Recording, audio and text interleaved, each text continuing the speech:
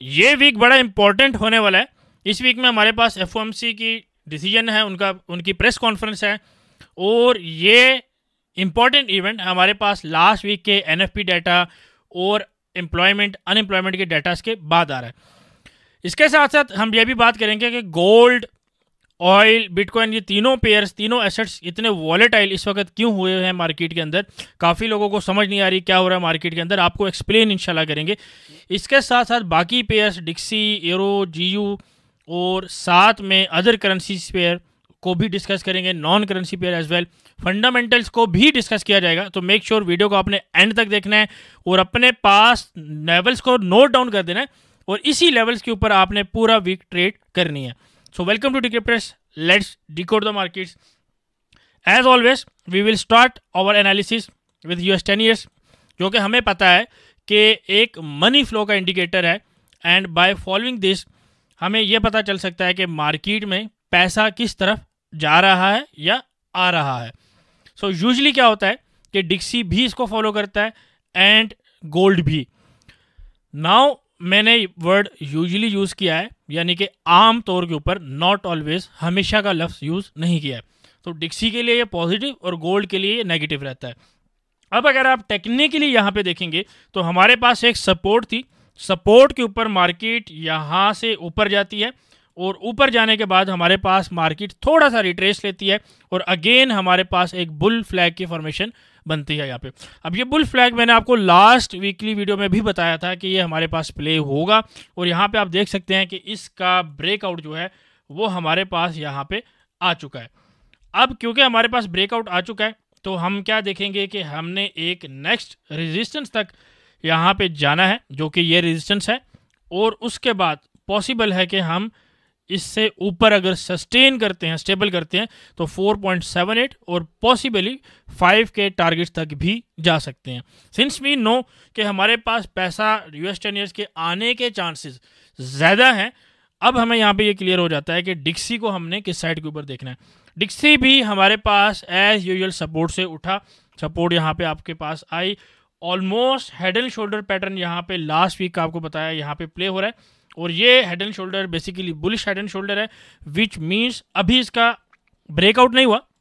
अगर इसको थोड़ा सा रीअरेंज करें तो इसका ब्रेकआउट यहाँ पे इन लेवल्स को क्रॉस करने के बाद और टेक्निकली रीटेस्ट करने के बाद होगा। ठीक है, तो मैं क्या कहना चाह रहा हूँ, मैं ये आपको बता रहा हूँ कि अगर यहाँ से आपके पास शोल्डर कंप्लीट हुआ, ब्रेकआउट हुआ, और ब्रेकआउट के बाद रीटेस्ट के ऊपर आपके पास फर्दर कंफर्मेशन आएगी, और अगर ऐसा होता है तो हमारे पास डिक्सी के अगले टारगेट 100.8, 101.85 और फिर 103.8, 104 के हैं। तो एक टारगेट मैं आपके पास लगा देता हूँ जो नियर टर्म रहेगा 100.8 का। ठीक है, ये आपके पास एक टारगेट हो गया, और इसके बाद हमारे पास तकरीबन 104 का ये आपके पास दूसरा टारगेट हो गया। ठीक है, तो आई होप ये टारगेट्स आप अपने पास प्लॉट कर लेंगे और इन्हीं बेसिस के ऊपर आप ट्रेड लेंगे। सिंस वी नो कि डिक्सी की डायरेक्शन क्या है, नाउ वी कैन कैलकुलेट के यूरो यूएसटी किस साइड के ऊपर जा सकता है, जीबीपी यूएसटी किस साइड के ऊपर जा सकता है। लास्ट वीकली वीडियो में मैंने आपको ये बताया था कि यहाँ पे हमारे पास एक रेंज बन रही है which is sort of bearish accumulation, और बेरिश एक्यूमुलेशन जो है हमारे पास यहाँ पे अगर आप देखेंगे तो इसका हमारे पास रीटेस्ट होता है। ठीक है, और रीटेस्ट होने के बाद हमारे पास यहाँ पे क्या दिख रहा है, just let me make it clear. Okay, तो यहाँ पे अगर आप देखेंगे हमारे पास एक बेरिश रीटेस्ट हो रहा है, और बेरिश रीटेस्ट होने के बाद मार्केट नीचे वाली साइड के ऊपर हमारे पास पुल बैक आया है। लेकिन यहाँ पे बात अभी ख़त्म नहीं हुई। अगर यूरो यूएसटी आपको दोबारा 1.4, 1.14 के लेवल के आसपास मिलता है तो आप दोबारा इसको सेल ज़रूर करें। अच्छा, इसके साथ साथ आपने क्या करना है कि आपने 1.10 जो कि तकरीबन ये लेवल बनता है 1.10, और उसके बाद 1.082 के लेवल्स को आप टारगेट कर सकते हैं। डिपेंड करता है कि डिक्सी कितना ऊपर जाता है या जा सकता है। ठीक है, तो यूरो यूएसटी में बिल्कुल क्लियर ट्रेड है। इस वीक में हमारे पास कोई मेजर यूरो की न्यूज़ नहीं है। आप हमारी वेबसाइट पे हैं, इकोनॉमिक कैलेंडर यहाँ पे अवेलेबल है। It is better and faster than forex factory and relative to other calendars as well. तो यहाँ पे करना क्या है, आपने लो, नो इम्पैक्ट और मीडियम न्यूज़ को आपने अनसेलेक्ट कर देना है, और साथ में आपने करेंसी के अंदर USD, यूरो एंड GBP को आपने ओनली सेलेक्ट कर लेना, ठीक है। यहाँ पे आप अप्लाई करेंगे, ये आपके पास अप्लाई का बटन आ गया। उसके बाद आपने डेट सेलेक्ट कर देनी है कि हमारे पास कौन सी डेट के अंदर ये सारा डाटा शो होना चाहिए। तो मई के अंदर हम हैं, तो तकरीबन 3 मई से लेके हम तकरीबन 9 का सारा डाटा देख लेते हैं, ठीक है। तो मंडे को हमारे पास एक ISM की न्यूज़ है, ISM नंबर्स की न्यूज़ है जो कि डॉलर रिलेटेड डाटा है। अच्छा, यूरो का हमारे पास अनएम्प्लॉयमेंट डाटा है जो कि ट्यूसडे को है, लेकिन ये स्टिल इतना ज़्यादा इंपॉर्टेंट नहीं है, बट ऑफ कोर्स क्योंकि ट्यूसडे को हमारे पास सुबह, ठीक है, ये न्यूज़ है तो इसका इफेक्ट बहरहाल थोड़ा बहुत ज़रूर रहेगा। अच्छा, इसके साथ साथ हमारे पास यूरो रिटेल सेल्स का डाटा, ये डाटा काफ़ी थोड़ा सा इंपॉर्टेंट है। उसके अलावा हमारे पास फेड की प्रेस कॉन्फ्रेंस है जिसके ऊपर मैं आगे चल के बात करता हूँ। थर्सडे को हमारे पास GBP का, बैंक ऑफ इंग्लैंड का इंटरेस्ट रेट का डाटा है, हमारे पास बेली की स्पीच भी है, और साथ साथ में हमारे पास अगेन डॉलर का डाटा भी है। तो हमारे पास इस वीक के ये मेजर इंपॉर्टेंट डाटास मौजूद हैं, तो मेक श्योर आप करें, यहाँ से आप इन सारे डाटास को फॉलोअप करें और अपने पास नोट डाउन करें। सिंस हमने यूरो USD को देख लिया, अब हम GBP USD को थोड़ा सा देखेंगे कि GBP USD में हमारे पास क्या सिचुएशन बन रही है। अच्छा, GBP USD में भी आपको बताया गया था कि हमारे पास एक सेलिंग की अपॉर्चुनिटी बन रही है, और हमारे पास अगेन जैसा कि अभी हमने देखा भी है कि हमारे पास मेजर जो इवेंट्स हैं वो थर्सडे वाले दिन, और फिर आपके पास FOMC वाले दिन जो कि आपके पास वेडनेसडे को है लेट नाइट। इसमें प्रेस कॉन्फ्रेंस और बाकी डिसीजन दोनों इस दफ़े इंपॉर्टेंट रहने वाले हैं, ठीक है। तो मैं आपको अभी से बता रहा हूँ कि ये दोनों इंपॉर्टेंट रहने वाले हैं, और ट्रंप वर्सेस फेड की जो एक जंग है उसका भी आपको यहाँ पे इम्पैक्ट देखने को मिल सकता है। एंड प्रॉबेबली हम ये इवेंट लाइव कवर करें, सो मेक श्योर आप हमें फॉलोअप कर रहे हो। Apart from that GBP USD की अगर बात की जाए तो 1.310, 1.308 और 1.280 इसके फर्दर टारगेट्स हैं। And if you are lucky enough 1.336 से लेके 1.3385 छोटा सा आपके पास एरिया, यहाँ से आप एक रीसेल जो है वो देख सकते हैं, ठीक है। 336 is this one almost, and 1.34 कर लेते हैं, ठीक है। बट ये आपके पास क्या है, सेलिंग का एरिया अगर आपको यहाँ पे मार्केट दोबारा मिलती है। अच्छा, इसके साथ साथ हम क्या देखेंगे कि हमारे पास ऑयल के अंदर क्या सिचुएशन इस वक्त बन रही है। अच्छा, ऑयल जो है फॉर सम रीज़न काफ़ी नीचे आया है, काफ़ी लोग जो है परेशान है कि जी ऑयल क्यों नीचे आया है। उसकी मेजर रीज़न आपको मैंने बताया कि US की, सऊदीया की डील हुई है, रशियन और यूक्रेन वॉर की जो एक इम्पैक्ट था उसमें काफ़ी कमी आई है, बाकी वॉर्स में काफ़ी कमी आई है। तो इससे हुआ ये है कि एक स्टेबिलिटी थोड़ी सी मार्केट में आ रही है, और प्लस ऑफकोर्स आपकी जो डील्स हैं जो हुई हैं यहाँ पे, तो उसकी वजह से ब्रिक्स जो है वो भी इन्वॉल्वमेंट नहीं कर रहा सप्लाई कट के अंदर, सऊदीया भी नहीं कर रहा, कतर, बाकी तो मोस्टली सारे almost business point of view से, मैं again business point of view से बात कर रहा हूँ, वो थोड़ा सा ऑन पेज के ऊपर ज़्यादा है रेदर देन अगर आप कंपेयर करेंगे रिलेटिव टू पिछली गवर्नमेंट जो बाइडन की थी उसकी निस्बत, ठीक है। अब अगर ऑयल नीचे रहता है तो ऑफकोर्स इन्फ्लेशन नीचे रहेगी, चीज़ें सस्ती बनेंगी, क्योंकि चीज़ें सस्ती बनेंगी तो सस्ती बेची जा सकती हैं, और इससे आवाम भी खुश होती है और हुकूमत को भी फ़ायदा होता है लॉन्ग टर्म में भी और शॉर्ट टर्म में भी। अभी हम क्या देख सकते हैं कि देखिए ऑयल अभी स्टिल बेरिश है फर्स्ट ऑफ ऑल, तो ठीक है। तो ऑयल के अभी भी जो टारगेट्स हैं वो डाउन साइड के दिख रहे हैं। अगर आपको अपॉर्चुनिटी मिलती है तो 50 से 60 का एरिया है, ठीक है। अपॉर्चुनिटी कह रहा हूँ 50 से 68 की रेंज है जो इस वीक की रहने वाली है फर्स्ट ऑफ ऑल। अगर बाय आपको मिलती है अपॉर्चुनिटी तो 56 से 54.5 एक छोटा सा रिस्की एरिया है, लेकिन रिस्की का मतलब ये नहीं है कि आपने इसको बाय नहीं करना, ठीक है। रिस्की का मतलब ये है कि यहाँ पे आपने छोटे लॉट से थोड़ा सा ट्राई करना है, ठीक है। ये आपके पास 54.5 और ये आपके पास ऑलमोस्ट 56, तो यहाँ से आपने ट्राई ज़रूर करना है, और यहाँ से देखना है कि अगर आपके पास सेटअप बनता है तो इस सेटअप को आप ज़रूर ट्राई करें। ओवरऑल मेरे हिसाब से 52, 48 और उससे भी अगर नीचे के लेवल बनते हैं तो 38, 40 का लेवल भी ऑयल के अंदर एक्सपेक्टेड है, आ सकता है, ठीक है। लेकिन फर्दर लेवल हम तब बात करेंगे जब सर्टन कंडीशंस ट्रिगर होंगी, और उनके ऊपर हम अपने ग्रुप में बात कर रहे होते हैं। अगेन ग्रुप आप बिल्कुल फ्री ऑफ कॉस्ट ज्वाइन कर सकते हैं, किसी किस्म के कोई पैसे देने की ज़रूरत नहीं है। 5 से 8 कॉल्स डेली हमारी तरफ से आती हैं। इसके अलावा गोल्ड का सेपरेट स्कैल्पिंग ग्रुप है जहाँ पे 8 से 10 कॉल वहाँ पे सेपरेट आती हैं, ठीक है। तो funded account, scalping, swing term की ट्रेड, इंट्राडे की ट्रेड सारी आपको वहाँ पे बताई जाती हैं। अच्छा, क्रिप्टो के ऊपर सिर्फ मैं बिटकॉइन के ऊपर बात करूँगा।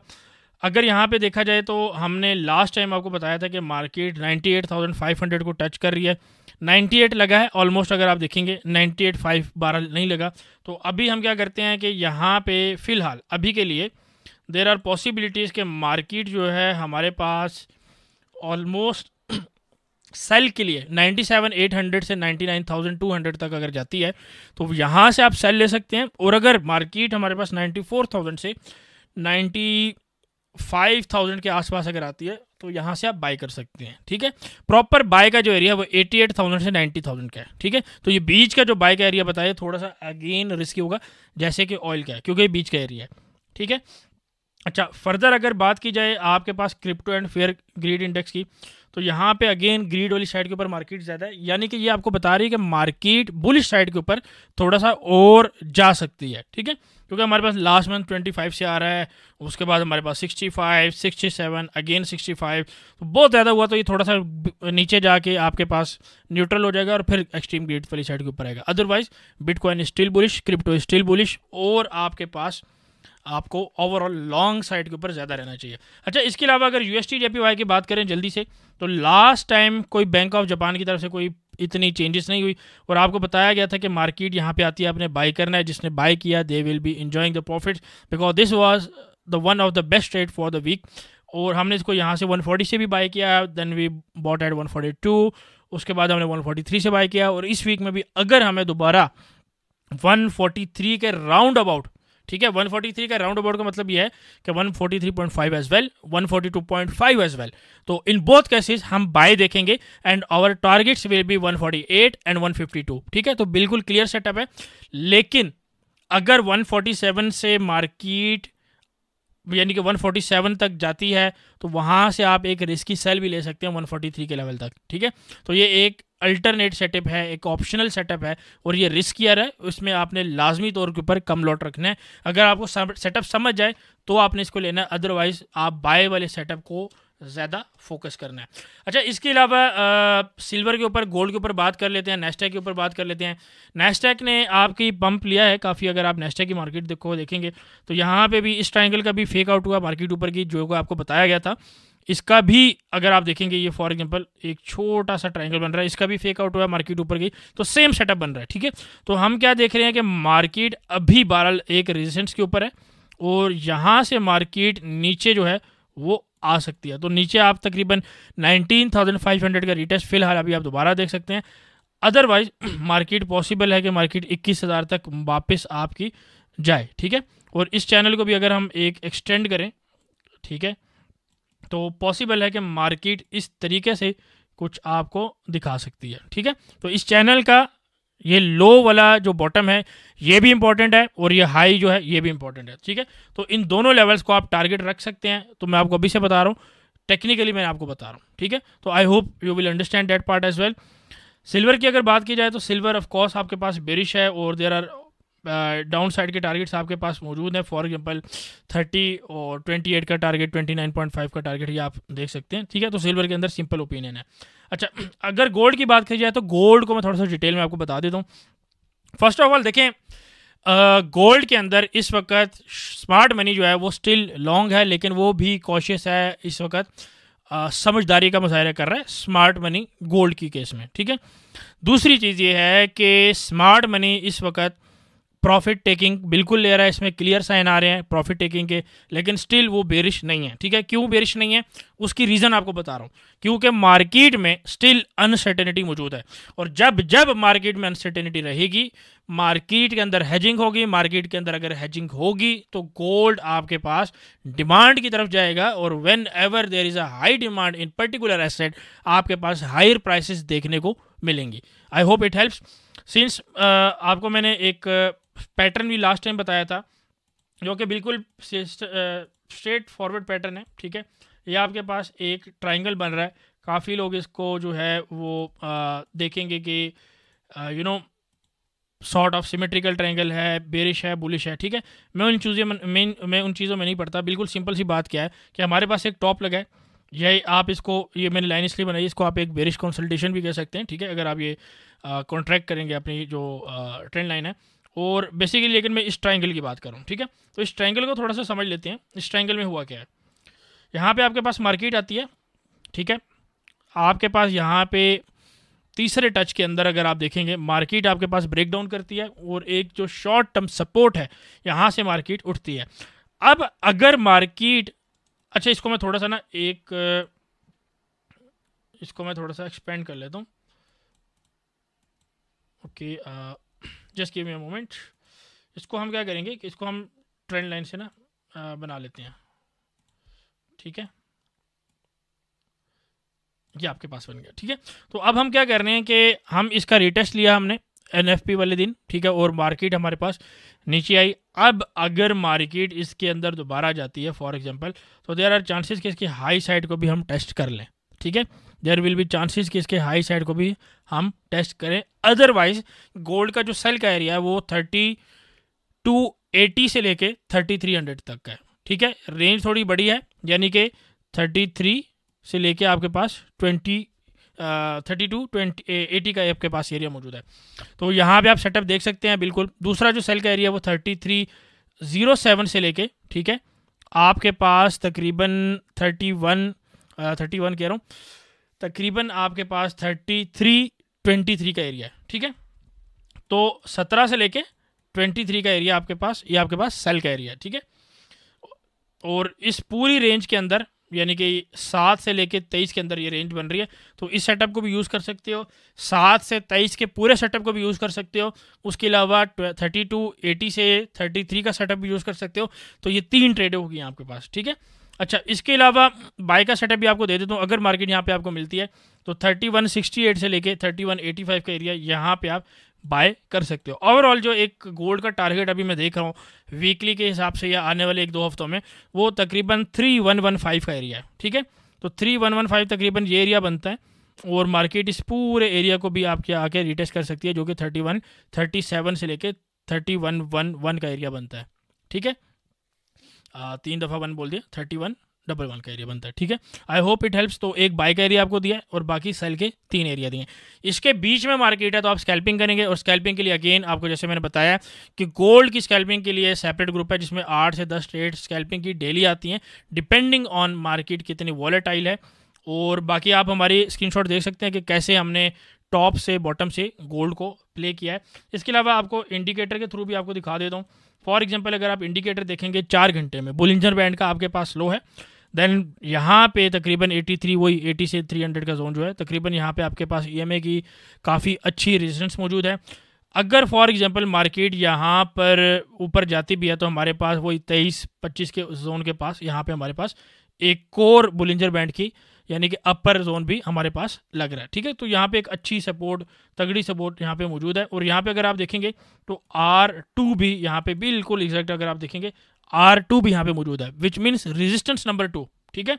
लेकिन रेजिस्टेंस नंबर 2 को पार करने के लिए पहले हमें रेजिस्टेंस नंबर 1 से ऊपर थोड़ा सा बुलिश मोमेंटम देखना पड़ेगा। तो आप इन लेवल्स को अपने पास एग्जैक्ट मार्क कर सकते हैं, ये 85 और उसके बाद आपके पास 33-31, ठीक है। और आपके पास बाकी ये लेवल भी हैं जो कि तकरीबन 3308 वही जो मैंने आपको 3307 बताया है, और उसके अलावा आपके पास 3264 का लेवल है। अच्छा, सेल के लेवल आपको तब मिल सकते हैं अगर आपके पास 52 से मार्केट थोड़ा सा ऊपर जाती है, स्टेबल होती है, तो आपको 50 ऊपर के जो सेलिंग के लेवल है वो आपको मिल सकते हैं। तो इस वीक के मेन इवेंट्स जो है वो आपके पास अगेन FOMC है, तो FOMC वाले आप दिन आपने बड़ा तगड़ा चुकन्ना रहना है, ठीक है।